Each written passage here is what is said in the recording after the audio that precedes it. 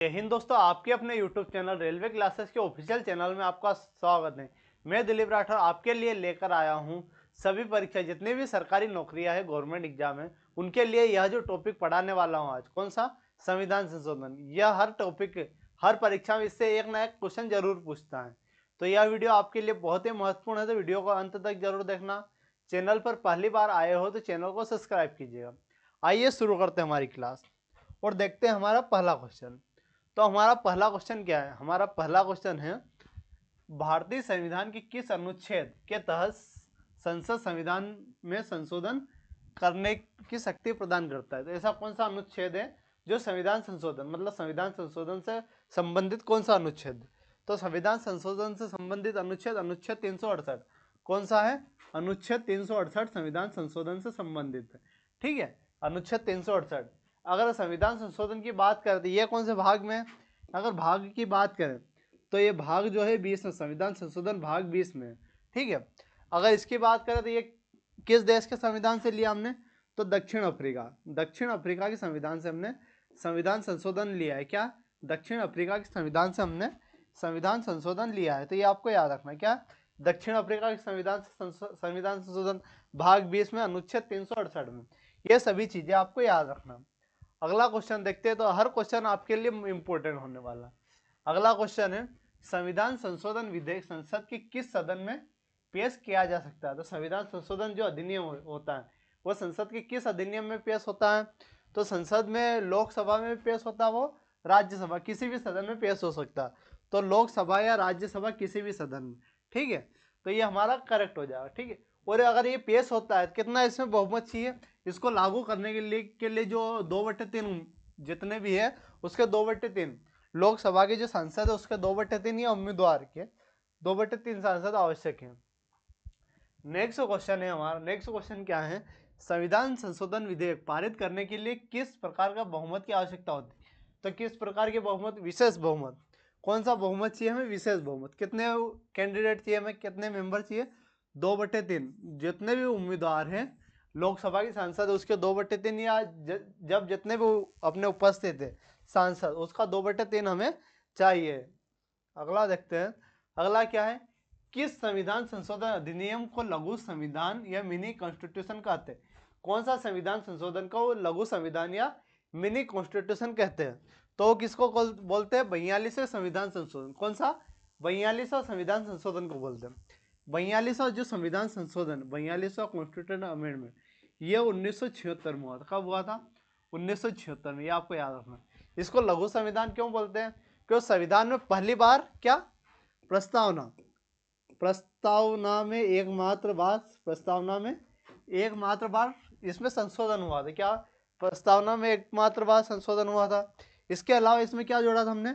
मौलिक अधिकार, मौलिक कर्तव्य जोड़े थे। जो मौलिक कर्तव्य, 42वें संविधान संशोधन के द्वारा हमने क्या जोड़े थे? मौलिक कर्तव्य भी जोड़े। तो ये भी आपको याद रखना। मौलिक कर्तव्य की अगर बात करें, मौलिक कर्तव्य किस भाग में? भाग हमारा 4 है। भाग हमारा 4 है और आर्टिकल 51 है। आर्टिकल कौन सा हो जाएगा? 51। ये दोनों चीजें आपको याद रखना। ठीक है, मौलिक कर्तव्य के बारे में। ठीक है, तो मौलिक कर्तव्य भी किस संविधान संशोधन से जोड़े थे? 42वें संविधान संशोधन से जोड़े थे। ये चीजें आपको याद रखना। अगला देखते हैं। अगला क्या है?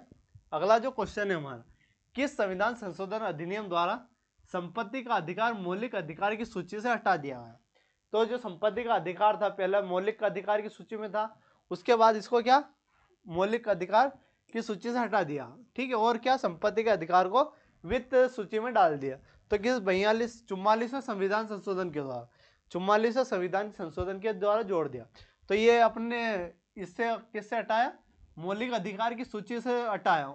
ठीक है, और किस अनुच्छेद में जो डाला अपन ने? अनुच्छेद 300 अनुच्छेद 300 इसका आर्टिकल अब बना दिया। ठीक है, अगर इसके ये किस अनुच्छेद में अपन ने डाला है?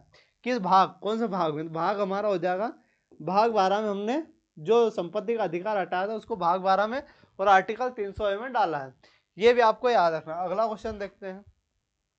अगला क्वेश्चन क्या है? अगला क्वेश्चन है हमारा, किस संविधान संशोधन अधिनियम द्वारा मतदान की उम्र 21 से घटाकर 18 कर दी? तो 21 से घटाकर 18 किस संविधान संशोधन के द्वारा की? तो 61वें संविधान संशोधन। किस संविधान संशोधन के द्वारा? 61वें संविधान संशोधन के द्वारा। इस समय जो प्रधानमंत्री कौन थे? इस समय प्रधानमंत्री हमारे राजीव गांधी थे। ठीक है, अगला क्वेश्चन देखते हैं। हर क्वेश्चन आपके लिए इंपॉर्टेंट है। अगला क्वेश्चन क्या है? किस संविधान संशोधन के द्वारा पंचायती राज संस्थाओं को संवैधानिक, तो पंचायत राज से संबंधित कौन सा अनुच्छेद है? अनुच्छेद आर्टिकल हमारा संविधान संशोधन 73वां संविधान संशोधन पंचायत से संबंधित है। तो पंचायती राज की बात कर रहे हैं, पंचायती राज की, तो ये किस संविधान संशोधन के द्वारा जोड़ा हो? ये तो पंचायती राज की अगर बात करें तो 73वां संविधान संशोधन तो आ जाएगा। इसके द्वारा हमने क्या क्या जोड़ा? 73वें संविधान संशोधन के द्वारा, इसके द्वारा हमने पंचायती जोड़ा और हमने अनुसूची 11 भी जोड़ी। अनुसूची जो 11 है ये किससे संबंधित है? पंचायत से। अनुसूची 11 भी हमने इसमें जोड़ी है 73वें संविधान संशोधन।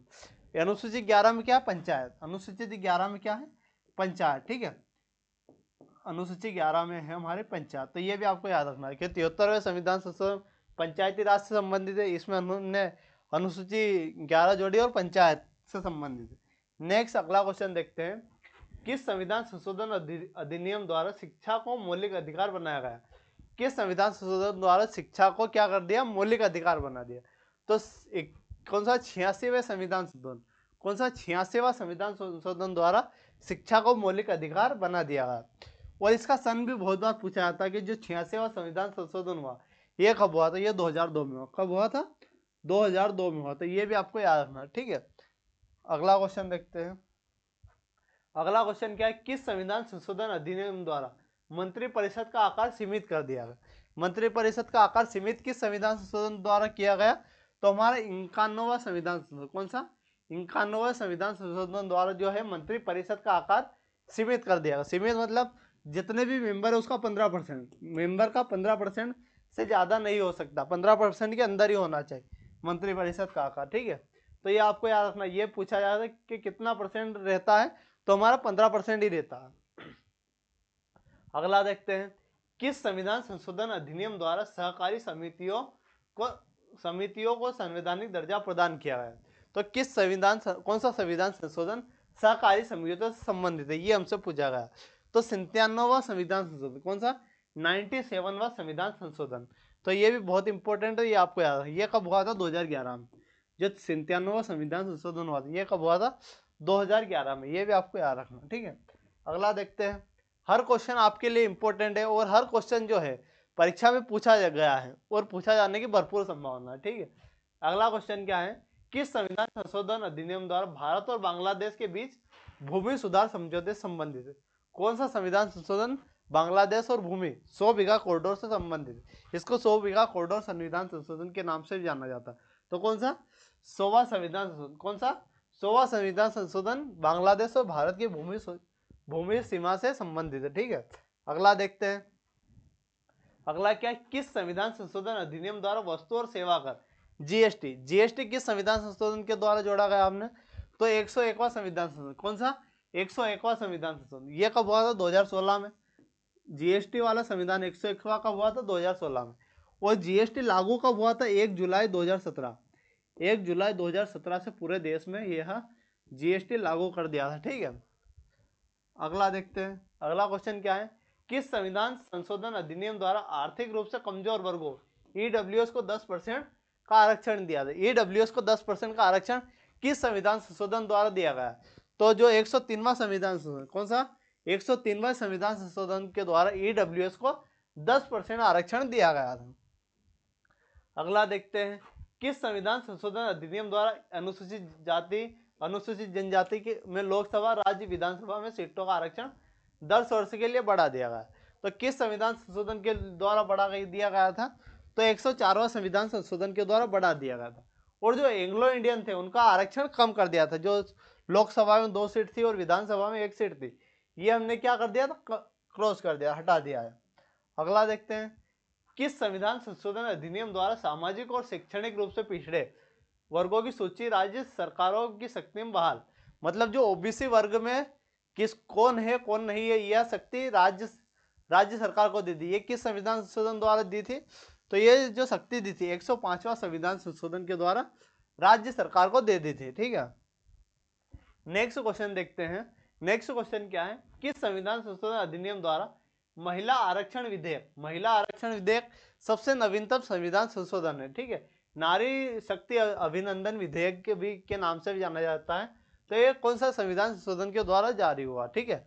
तो ये जो जोड़ा गया हमने 106वां संविधान संशोधन, कौन सा 106वां संविधान संशोधन। तो ये भी आपको याद रखना सबसे नवीनतम संविधान संशोधन है। अगला देखते हैं, अगला क्या है, किस संविधान संशोधन अधिनियम द्वारा दिल्ली को राष्ट्रीय राजधानी क्षेत्र घोषित किया गया।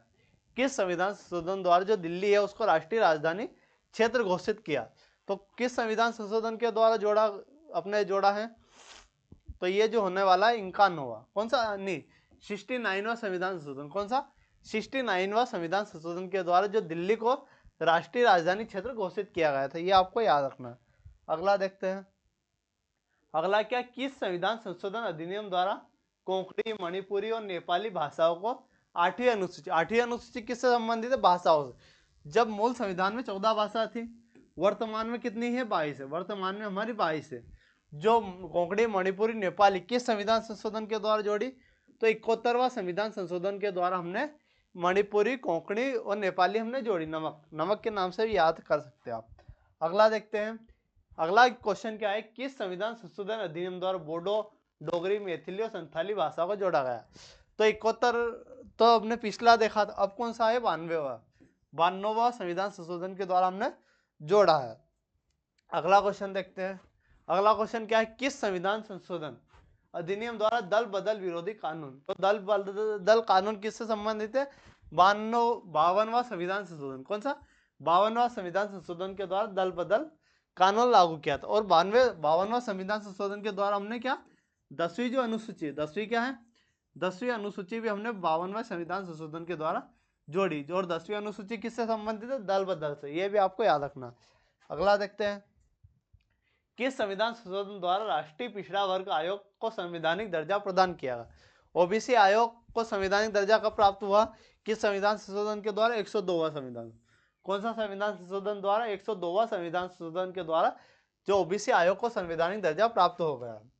अगला देखते हैं, संविधान संशोधन विधेयक राज्य विधानमंडल द्वारा किस स्थिति में पारित किया जाना चाहिए। जब संविधान संशोधन विधेयक की बात करें तो राज्य विधानमंडल द्वारा किस स्थिति में पारित किया जाना आवश्यक है, कब पारित किया जाना आवश्यक है, राज्यसभा में, राज्य विधानमंडल की बात कर रहा है कब, जब विधेयक जो है केंद्र और राज्यों के बीच शक्तियों के वितरण से संबंधित।